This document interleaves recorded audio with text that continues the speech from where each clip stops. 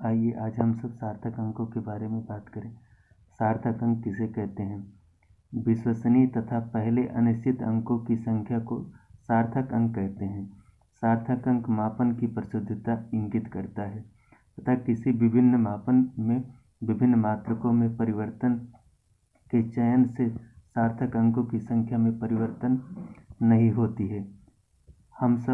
आइए हम सब सार्थक अंकों को गणना के लिए कुछ महत्वपूर्ण बातों की चर्चा करते हैं। जैसा कि हम सब जानते हैं कि जो हम लोग मापन में विधियां प्रयोग करते हैं वह कौन सी विधि है? दार्शनिक प्रणाली का प्रयोग करते हैं।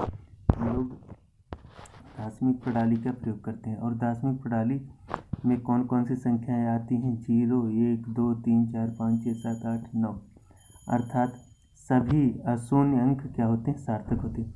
1 से लेकर 9 तक अंक सार्थक होते हैं। और अब बात करते हैं हम शून्य की।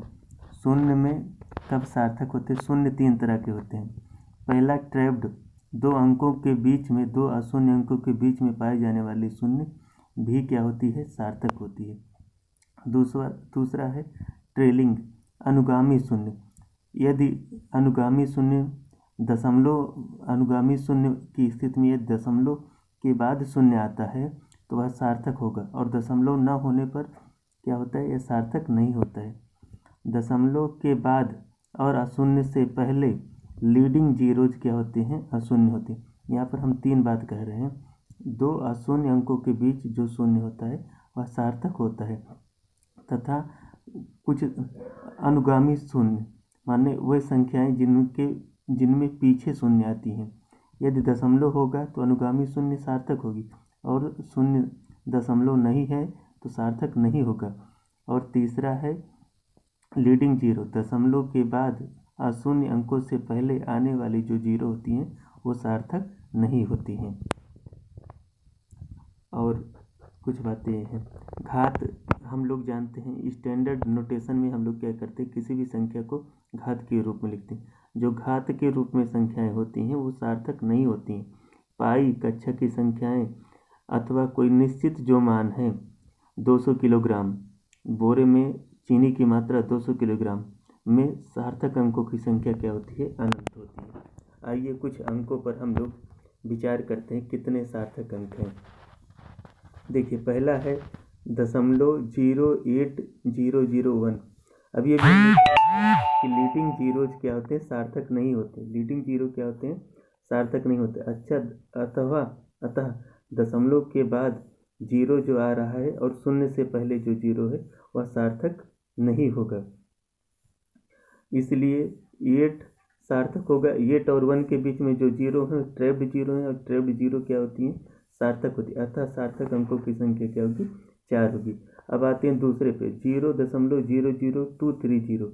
यहाँ पर दशमलव के बाद 2 जीरो आए हैं शून्य से पहले, अथवा ये दोनों लीडिंग जीरो हैं अथवा ये इनकी गणना नहीं होगी। और 2-3 जीरो के बाद जो शून्य आया है वह ट्रेलिंग जीरो है और चूंकि दशमलव अतः यह सिग्निफिकेंट होगा अथवा कुल संख्या क्या हो गई? 3।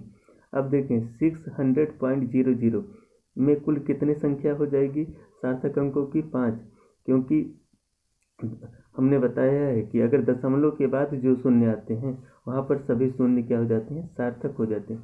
201 में कितने सार्थक अंक है? 3।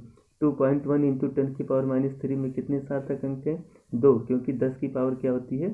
सार्थक नहीं होती है, वो संख्या सार्थक नहीं होती है।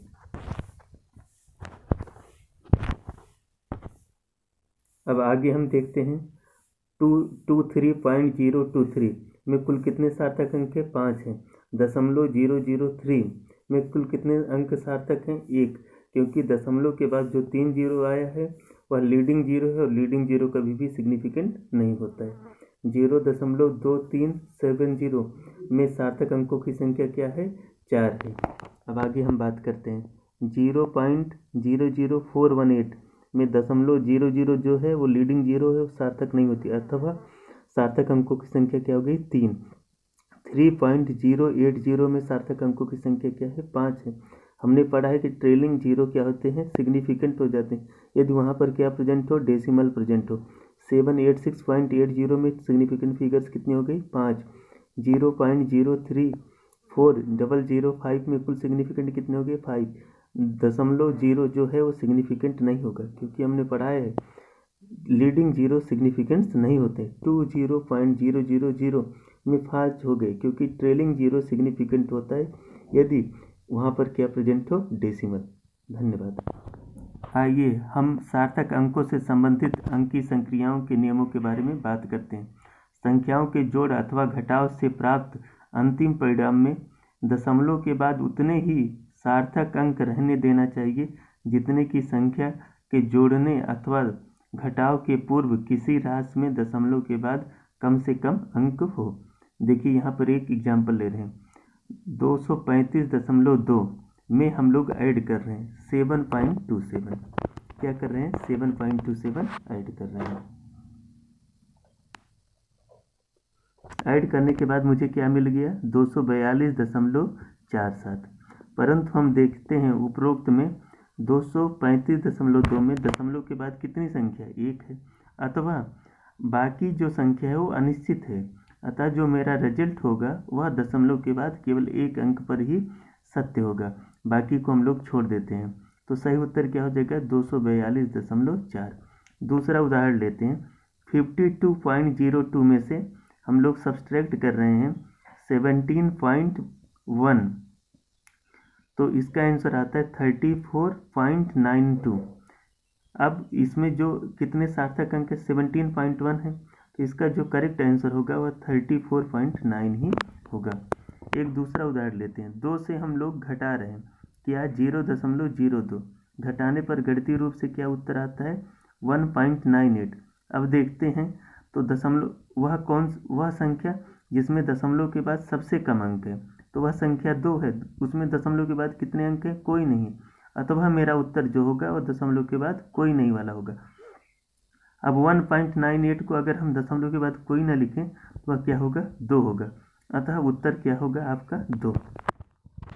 अब हम दूसरे पे बात कर रहे हैं, संख्याओं के गुणा या भाग करने से प्राप्त परिणामों में केवल उतने ही सार्थक अंक रहने देने चाहिए जितने की सबसे कम सार्थक अंक वाली मूल संख्याओं में हो। देखो हम गुणा कर रहे हैं 2.5 गुणे 2125, 2.5 में सार्थक अंक कितने हैं, 2, 2125 में कितने हैं, 4 हैं। गुणा करने पर क्या आंसर आया, 5312.5। अब हमें अभी हमने लिखा कि जो मेरा रिजल्ट होगा उसमें कितने सार्थक अंक होने चाहिए, सबसे कम सार्थक अंक वाले, तो सबसे कम सार्थक अंक कितना है, 2, इसमें 2 ही अंक सार्थक होने चाहिए। यह कब संभव है, जब इसको हम लोग लिख देंगे 5300, क्योंकि हमने पढ़ा है कि ट्रेलिंग जीरोज क्या होते हैं, नॉन सिग्निफिकेंट होते हैं। कब, जब उसमें दशमलव ना हो। अनिश्चित अंकों का पूर्णांकन, राउंडिंग ऑफ अनसर्टेन डिजिट्स, इसके हम लोग कुछ नियम हैं, आइए बात करते हैं। यदि उपेक्षणीय अंक पूर्वोक्त संख्या में अधोरेखित अंक 5 से अधिक है तो पूर्ववर्ती अंकों में 1 की वृद्धि कर दी जाती है। यदि उपेक्षणीय अंक 5 से कम है तो पूर्ववर्ती अंकों में अपरिवर्तित रहती है। देखो हम एक उदाहरण दे रहे हैं, 2.746 में चूंकि 6 क्या है, उपेक्षणीय अंक है, अब चूंकि यह 5 से अधिक है तो इसका जो परिणाम होगा वो क्या हो जाएगा 2.75। दूसरा उदाहरण लेते हैं, 2.743, उपेक्षणीय अंक 3 है, तो अब क्या होगा, 4 में कोई परिवर्तन होगा, उत्तर आएगा नहीं, कि 3 अंकों के सार्थक अंक में हम लोग क्या लिख सकते हैं, 2.74। अब प्रश्न उठता है कि क्या होगा जब यदि उपेक्षणीय अंक 5 हो, तो यदि पूर्ववर्ती अंक सम है तो उपेक्षणीय अंक में छोड़ दिया जाता है, कोई परिवर्तन नहीं करते हैं।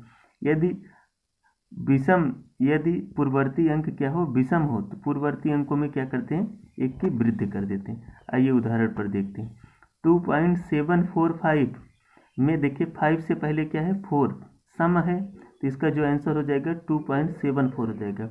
लेकिन 2.735 में 5 से पहले क्या है, 3 क्या है, विषम, अथवा इसका राउंडिंग ऑफ डिजिट्स 3 के बजाय 1 वृद्धि हो जाएगी और क्या हो जाएगा 4, 2.74।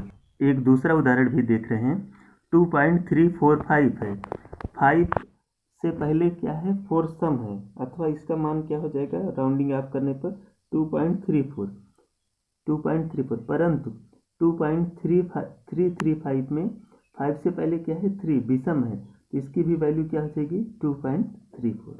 धन्यवाद। आप लोग वीडियो को लाइक करें, सब्सक्राइब करें और शेयर ज़रूर करें, जिससे मेरा वीडियो बनाना सफल हो। धन्यवाद।